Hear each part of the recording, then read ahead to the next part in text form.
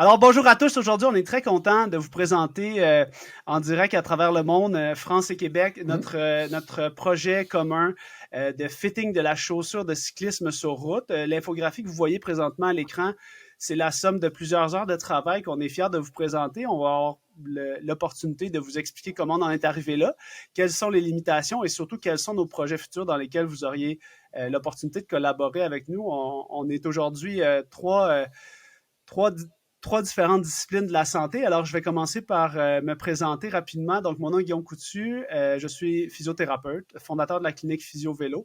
J'ai la chance de, à travers mon travail, rencontrer plein de passionnés de vélo. Et donc, je vais tout de suite passer la parole à mes copains outre-mer pour se présenter, qui sont eux aussi des passionnés de vélo avec beaucoup d'expérience. Et ensuite, on va vous présenter l'étude. Alors, Quentin et Samuel, on vous écoute. Alors moi c'est Quentin Carpiton, je suis podologue sur Annecy en France, donc en région Rhône-Alpes, région montagneuse, on a beaucoup de cyclistes. J'ai collaboré pendant 3 ans dans le staff de l'équipe Pro BNB KTM et je rencontre énormément de patients cyclistes avec des problématiques multiples puisqu'on a beaucoup de rouleurs dans notre région et, euh, et d'où la naissance un petit peu de ce projet. Parfait, Podologue, on Samuel. dit podiatre chez vous, je crois. Oui, exact, Pas la exactement. traduction. Traduction simultanée. Moi, donc, docteur Marafi Samuel, je suis médecin de famille et médecin du sport en France. J'ai une grande activité dans le cyclisme professionnel. J'avais fait venir Quentin dans mon équipe précédente. À l'heure actuelle, je travaille pour l'équipe Total Energy Pro Cycling Team, donc une équipe continentale pro, mais une équipe internationale. Donc voilà, j'ai une activité de recherche, d'enseignement à côté dans les sports d'endurance et aussi dans le cyclisme avec la Fédération française de cyclisme. Et puis comme Quentin, on voit des patients régulièrement. Alors moi, c'est plus quand même sur le haut niveau. Mais voilà, ça peut aller de toute la population, du sport santé comme on dit en France, donc des patients néophytes, amateurs, jusqu'aux professionnels qui vont faire le Tour de France pour ce qui nous concerne dans certaines équipes. D'où l'idée de cette infographie. Oui, très bien. Donc, on pourra peut-être revenir. Je vais laisser Pierre-Olivier se présenter. Puis, Quentin et Samuel, peut-être qu'après la présentation à Pierre-Olivier, vous pourriez simplement nous expliquer un peu la genèse de cette idée-là autour de l'infographie. Puis après ça, notre collaboration, on s'est joint au Québec pour rajouter. Donc, Pierre-Olivier, présente-toi. Puis après ça, on va laisser la parole aux garçons. Exact. Donc, moi, c'est Pierre-Olivier Naud. Je suis physiothérapeute à Québec et puis je collabore avec Guillaume et la clinique Physio Vélo, là, tant au niveau de l'enseignement des cours Bike PT. Puis, mon objectif avec Physio Vélo, notre objectif commun, c'est de travailler sur le musculo-squelettique. Donc, c'est mon apport avec Guillaume, l'aspect physiothérapie musculo-squelettique.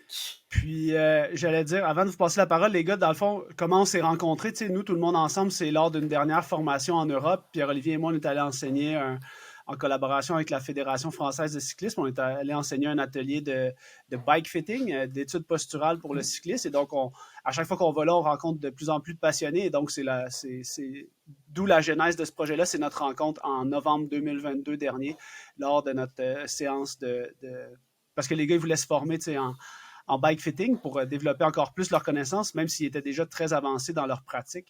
Donc, c'est là qu'on s'est rencontrés pour la petite histoire. Alors, Quentin et Samuel, je vous laisse la parole sur la genèse de ce projet. Déjà, avant de parler de la genèse, je voulais vous remercier avec Pierre-Olivier parce que dans vos formations, il y a un gros public de physiothérapeutes et on a un public qui est moindre et souvent, je ne vais pas dire oublié, alors qu'on est aussi acteur du bike fitting, santé, sport, performance. C'est les podiatres, podologues et les médecins du sport. Donc, je pense que c'est vraiment intéressant de mettre tout le monde dans la boucle par rapport à ça. Ouais. Concernant la genèse du projet, c'est surtout, en fait, ça a été une suite dans notre activité d'une idée qui avait été inaugurée il y a quelques années par Quentin. Peut-être que tu veux nous en parler, mais en course à pied à la base. Ouais, à la base, alors nous, on vient beaucoup des sports d'endurance et notamment du trail running. Et on avait déjà cette problématique de volume chaussant au cabinet. J'avais d'ailleurs travaillé avec Salomon, on explorait pas mal cette sphère-là. Et il y a bientôt 10 ans maintenant, presque une dizaine d'années, j'avais développé ce type d'infographie pour les chaussures de course à pied, en trail et en route.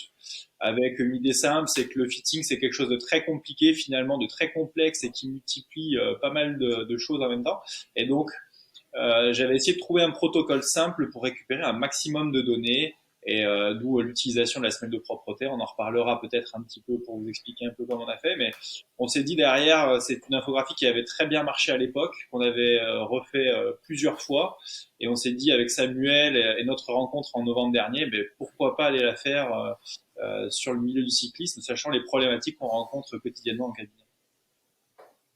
Donc, en faisant le lien là, avec ces pathologies-là, peut-être nous expliquer qu'est-ce qu'on a mis sur l'axe X et Y de ce tableau-là. Puis, je pense que pour tout de suite, on peut tout de suite faire la suite avec la semelle de propreté. Puis, qu'est-ce que ça représente là, dans la En chaussure? fait, l'idée principale, après on reviendra sur ce qu'on a mesuré, mais c'était d'évaluer de la manière la plus simple, reproductible, interopérateur et de la plus pédagogique possible pour le lecteur, d'essayer d'estimer le volume indirect de la chaussure et en particulier de la partie moyenne et avant de la toe box de la chaussure. On s'est centré sur le cyclisme route par souci de simplicité parce que dans le mountain bike c'est encore plus divers et varié. Mais on a fait donc c'est des mesures indirectes. On va revenir dessus, mais on a mesuré la largeur au niveau du médio-pied et au niveau de l'avant-pied de la semelle de propreté pour estimer de manière complètement indirecte, avec tous les biais que ça peut avoir, hein, mais une idée du fitting, enfin, en tout cas du volume chaussant de la chaussure cyclisme route. Après, peut-être que Quentin, tu veux expliquer comment on a fait en pratique? Oui, alors juste comme vous avez l'infographie sous le nez, on va déjà vous expliquer les deux axes. Hein. Par souci, à la base, nous on avait fait une mesure talon médio avant-pied, mais par souci de simplicité sur le graphisme, vous retrouvez que deux choses, c'est en bas donc les mesures médio-pied et en vertical les mesures avant-pied. Et donc par coordination, vous arrivez comme ça facilement à situer cette chaussure par rapport à ça. Il faut savoir. Je pense que ça peut être intéressant à ce moment-ci de juste rajouter que cette infographie-là, elle est téléchargeable. On pourra mettre le lien sous la vidéo. Et donc, notre but, c'est qu'elle soit utilisée et donc que les gens ne soient pas du tout gênés d'aller la télécharger, de l'imprimer et de l'utiliser. Ça, c'est notre premier, c'est le premier jet, c'est le first draft, comme on dit en bon anglais. Donc, c'est notre première tentative de mesure. Et donc, excellent, Samuel, très bonne idée. Je vous laisse poursuivre. Hop. Donc ouais, l'idée elle était très simple, c'était d'aller mesurer les semelles de propreté, donc de récolter les semelles de propreté qu'on retrouve dans toute chaussure finalement de vélo et qui vont donner quand même pas mal d'informations. Donc en termes de mesure, on était venu chercher la clé de voûte, donc le sommet de l'arche, hein, pour la mesure médio-pied, en excluant bien sûr tous les retours de voûte possibles. Donc on était vraiment sur une largeur qui était en rapport avec la base de la chaussure. Et puis au niveau de l'avant du pied, c'était très simple. On est venu chercher l'axe des têtes métatarsiennes, donc de la première à la cinquième, ce que vous allez retrouver justement comme mesure au niveau du graphisme, sachant que tout a été fait en pointure 42, qui est la pointure qu'on va retrouver dans toutes les études scientifiques. Donc ça sera peut-être pas forcément les centimétrages qui seront propres à tout le monde, hein. Si vous êtes en 45-46, il faudra prendre un petit peu de recul par rapport à ça. Mais je pense que l'outil est intéressant pour comparer et situer une chaussure par rapport à une autre. Et c'est souvent le cas qu'on a en cabinet, hein. Le patient, le rouleur va arriver avec sa chaussure, bah, ça va nous permettre éventuellement de la placer sur ce graphique et de dire voilà, moi je vais rechercher plus large, moins large par rapport à tel axe. Et c'est là où il y a une vraie plus-value éventuellement en magasin ou en cabinet. Effectivement, je pense que le point important, c'est de donner un... Moi, je veux parler d'une situation clinique, puis peut-être qu'on peut parler de quelques situations cliniques qui nous sont propres, et par la suite, on pourra parler des limitations de l'étude. Donc, pour parler des situations cliniques qui nous arrivent de manière quotidienne au cabinet, en clinique, les gens se présentent, puis finalement, ils ont une chaussure qui est peut-être trop étroite. La tendance de l'industrie, c'est de faire des chaussures qui sont très rigides, qui sont très étroites, qui viennent bien mouler le pied, qui viennent donner une bonne sensation de rigidité. Par contre, des fois, on dépasse un peu la capacité du pied à se faire comprimer et donc ça peut donner des symptômes qui peuvent être neurales, des symptômes ischémiques. On peut avoir plein de symptômes. Le but d'une infographie comme ça, c'est d'avoir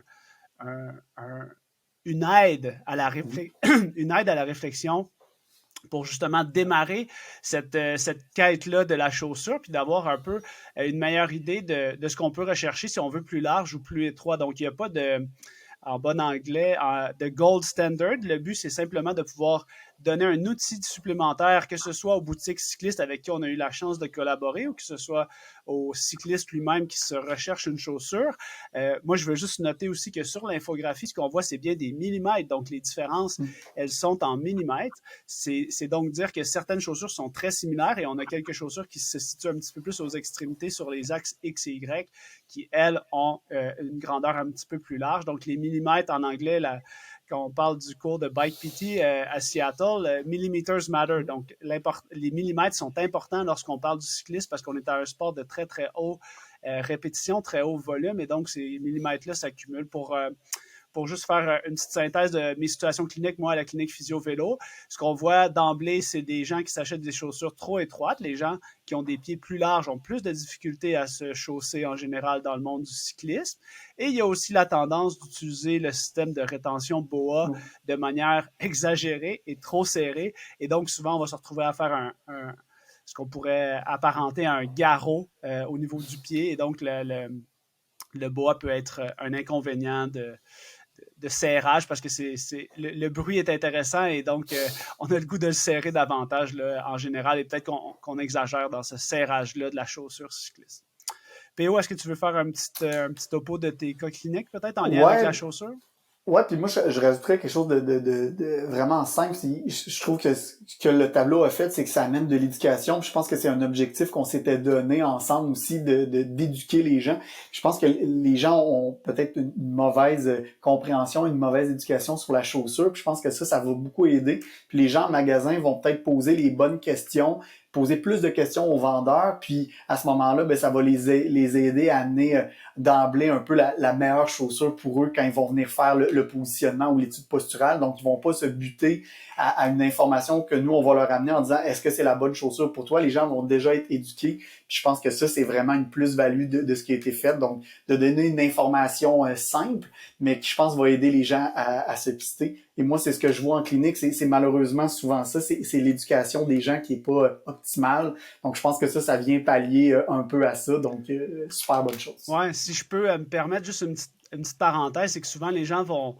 Moi, je pense souvent aux chaussons d'escalade. Les gens, ils s'achètent une chaussure de vélo puis ils apparentent ça au fait qu'il faut que ce soit serré comme un chausson d'escalade, alors que le chausson d'escalade, ce qu'on fait entre chacune des grimpes, ben, c'est qu'on l'enlève puis on se met en sandales, on se met en Birkenstock ou on se met dans une chaussure confortable. Donc, c'est sûr que l'usage va déterminer un peu le produit dont on a besoin.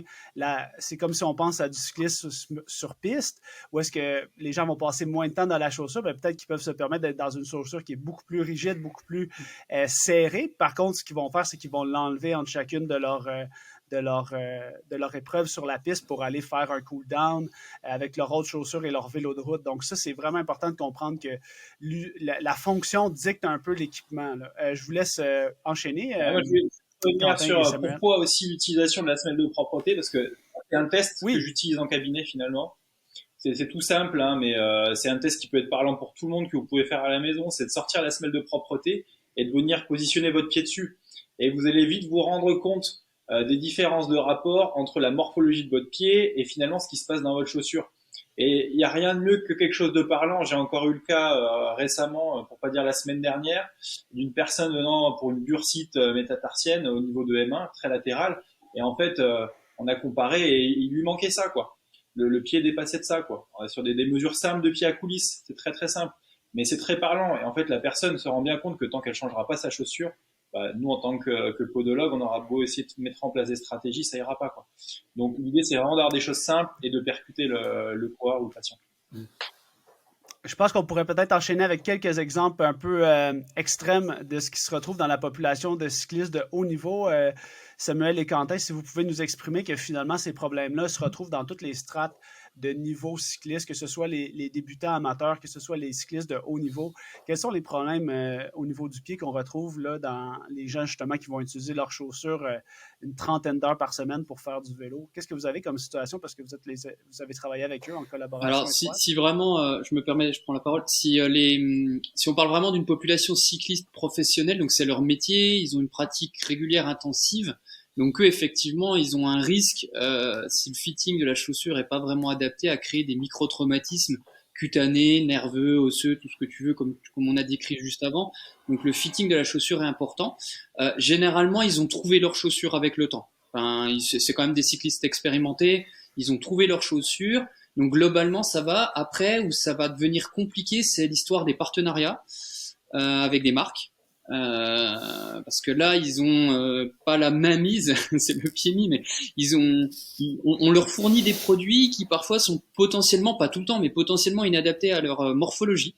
Et donc c'était aussi l'idée de l'infographie, c'était de mettre en avant le fait que c'est individuel et qu'on a chacun un pied différent. Et je pense que ça c'est à comprendre. Et donc ces athlètes-là vont recevoir des chaussures, vont les essayer, vont être obligés de les mettre pour montrer la marque. Et parfois ça peut être difficile. Alors après, comme on peut voir dans cette infographie-là, dans certaines marques, on a des modèles qui peuvent déjà varier, donc on peut avoir du choix. Et tu en as parlé tout à l'heure, Guillaume, on a des marques qui font des two-box wide assez larges, qu'on peut voir dans l'extrême, dans le coin en haut à droite là du graphique. On n'a pas mis toutes les marques, mais globalement, ils ont aussi des modèles adaptés. Donc ça marche bien. La deuxième problématique que je vois, sans parler vraiment de cas particuliers, hein, mais la deuxième problématique, c'est, moi je l'ai tous les ans quand on fait le Tour de France, par exemple. Bah là, les partenaires veulent vraiment s'afficher sur le Tour de France.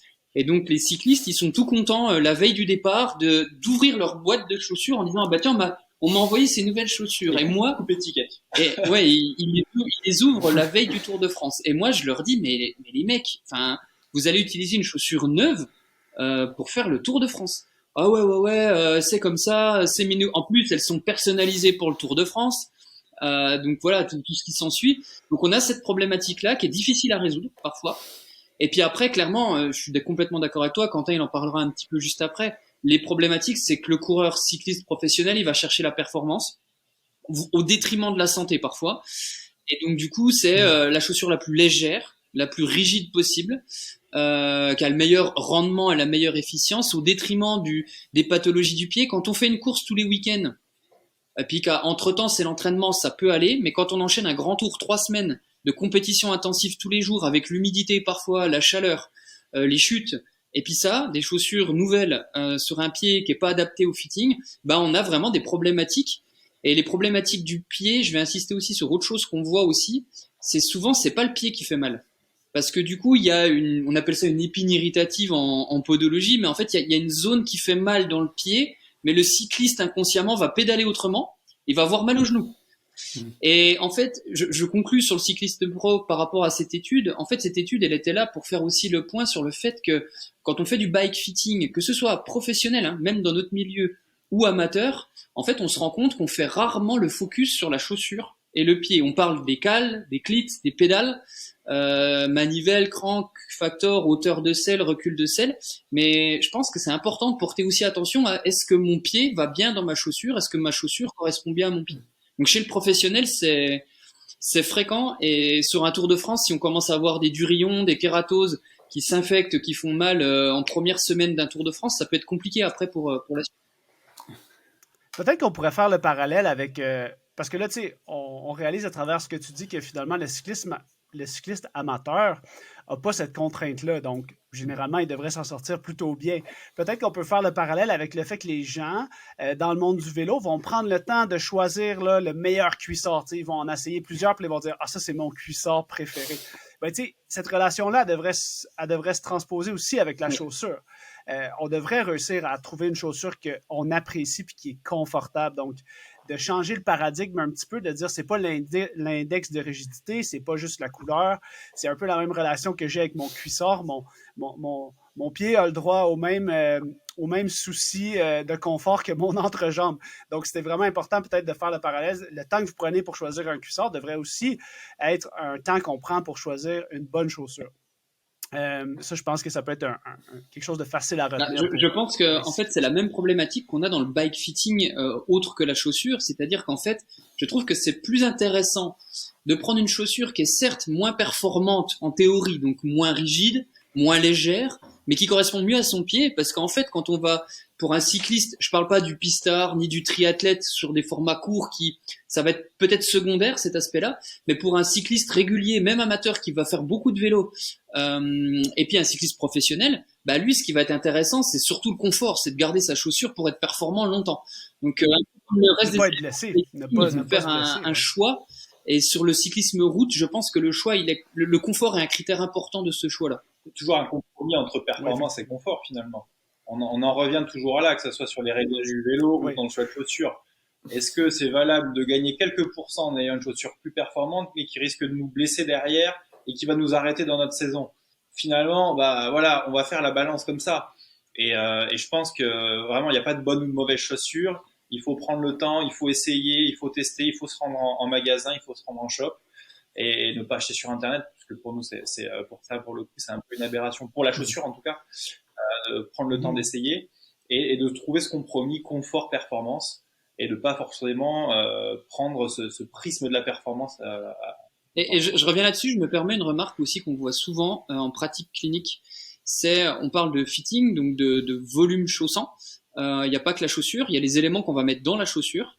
Et en particulier les semelles de propreté, on en a des neutres, mais il y a de plus en plus de marques en industrie qui développent des semelles avec plus ou moins de correction, plus ou moins de densité, plus ou moins de taille, de volume. Enfin voilà, Quentin, tu connais très bien ça. Des éléments ARC, des éléments particuliers à l'avant-pied. Et donc, ça des supports d'âge, effectivement.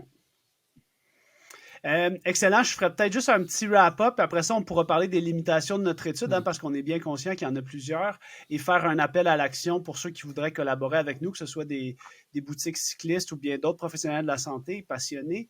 Je dirais que ce qu'on peut retenir, c'est que la performance vient avec le confort. On n'a pas besoin de penser que c'est un compromis, c'est que les deux vont venir ensemble. Et donc, pour réussir à être performant, il faut réussir à faire tout son programme d'entraînement. Pour réussir à faire tout son programme d'entraînement, il faut ne pas être blessé.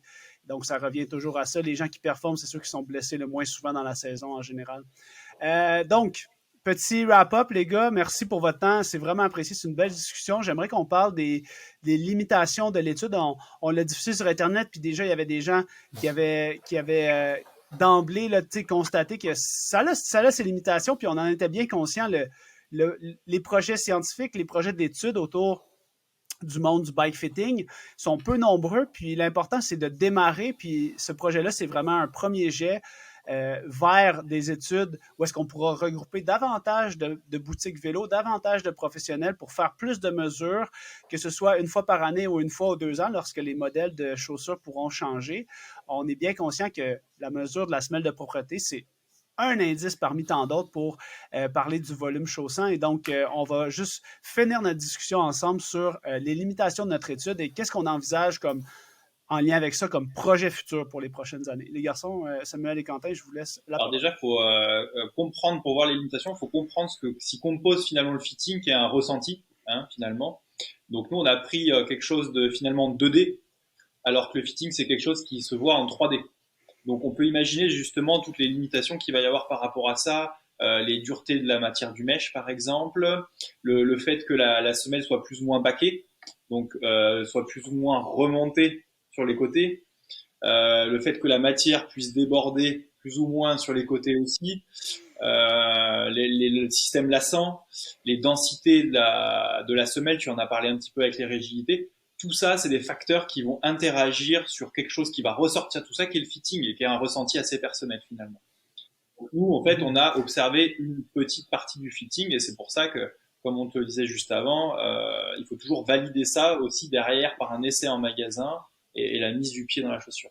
Après, dans les autres facteurs limitants, donc comme j'ai dit au début, on s'est contenté du vélo route par rapport à d'autres disciplines plus courtes, plus longues, qui nécessiteraient peut-être de faire d'autres études dessus, en particulier le mountain bike ou le triathlon. Et puis aussi, on s'est concentré vraiment sur des modèles qui étaient les plus représentatifs du marché à un moment donné, à un instant T, donc 2022, 2023, et on s'est contenté de prendre que certains modèles des gammes par souci de clarté, parce que sinon dans le diagramme il y en aurait partout. Donc effectivement, il y aura toujours dans plein de marques, je vais pas les citer, mais ils ont des modèles wide qui apparaissent pas là dans l'infographie qu'on pourrait rajouter encore.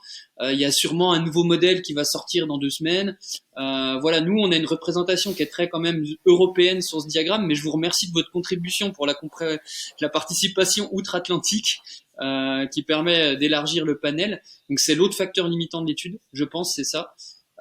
C'est les différents types de chaussures, les gammes et le choix des modèles qu'on a pris. Il y a aussi la chaussure, on n'en parle pas, mais il y a la chaussette aussi dans la chaussure qui est importante. Oui, l'importance de l'épaisseur de la chaussette pour le volume chaussant. Peut-être les gars, nous exprimer quel serait votre scénario idéal pour les prochaines années par rapport à ce premier jet-là au niveau du fitting de la chaussure cycliste pour faire appel peut-être aux autres professionnels qui aimeraient s'impliquer, aux autres boutiques cyclistes. Comment vous verrez, c'est quoi le meilleur scénario qu'on peut espérer pour les prochaines années? J'ai une petite idée. Alors, c'est peut-être une idée de conclusion, mais ça se fait beaucoup. Quentin a participé en plus à ce genre de projet en tout ce qui est chaussures de course à pied, mais peut-être éditer un équivalent d'annuaire indépendant sur Internet qui référence les chaussures en fonction de différents critères.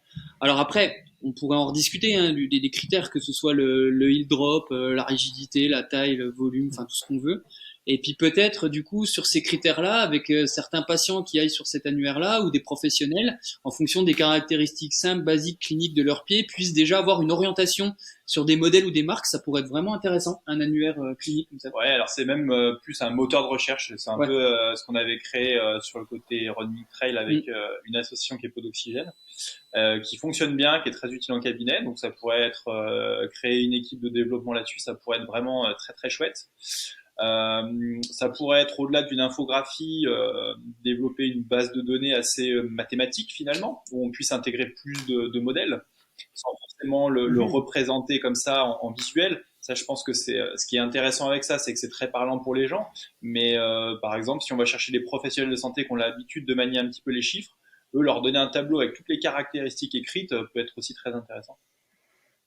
Ouais, puis si je me mets dans la peau d'une boutique cycliste, là, d'un marchand de cycle, comme on dit chez vous, je pense qu'une des choses qui est intéressante, c'est d'avoir justement des professionnels de la santé qui peuvent collaborer avec eux, qui pourraient, par exemple, faire un petit survol de l'inventaire pendant une journée pour justement dire, OK, saison 2023, ce que j'ai, moi, en boutique, voici les chaussures qui sont plus étroites, voici celles qui sont dans le milieu de la distribution et voici celles qui sont plus larges. Comme ça, on peut aider les marchands de cycle à donner un meilleur service, à vendre la bonne chaussure puis à satisfaire mieux leurs clients. Nous, c'est quelque chose qu'on a toujours mis de l'avant dans nos formations bike fitting puis dans nos collaborations avec les boutiques de vélo au Québec, c'est qu'on peut les aider à faire du meilleur travail et donc à garder la confiance de leurs clients pour ultimement faire plus d'argent à la fin de la journée. Donc, c'est vraiment dans une attitude collaborative qu'on veut travailler puis ça fonctionne très, très bien. Donc, et puis, tu vois, pourquoi pas développer une infographie propre au magasin avec ses propres modèles qu'il a et on pourrait lui produire son infographie avec les modèles qu'il a en stock ou alors mieux, un moteur de recherche physio-vélo qui référence tous les magasins francophones et qui oriente en fonction du choix du patient vers son commerce le plus proche de chez lui.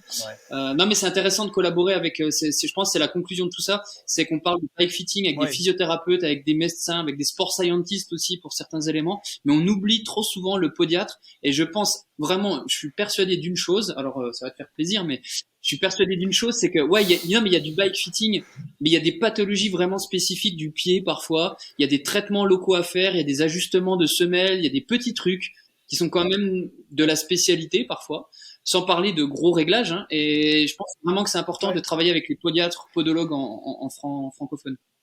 Puis d'ailleurs, Quentin, je vais prendre l'occasion de te relancer parce que à la mi-juin, je m'en vais présenter au congrès des podiatres au Québec ici.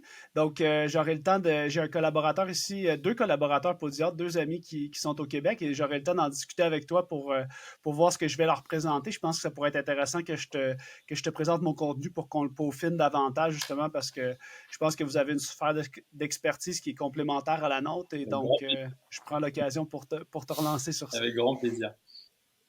Alors, je veux vous remercier pour votre temps, tout le monde, et je veux aussi rappeler à tous les spectateurs, les auditeurs, qu'on peut télécharger l'infographie, c'est sur le site web de Physio-Vélo, je vais mettre le lien dans la description sous la vidéo, et donc c'est fait pour être partagé, c'est fait pour être diffusé, c'est fait pour éduquer, donc on va continuer notre mission de notre côté, et n'hésitez pas à nous envoyer vos questions, et si vous voulez collaborer, eh bien, on est plus qu'ouvert à discuter avec d'autres passionnés. Merci à tous. Merci bien.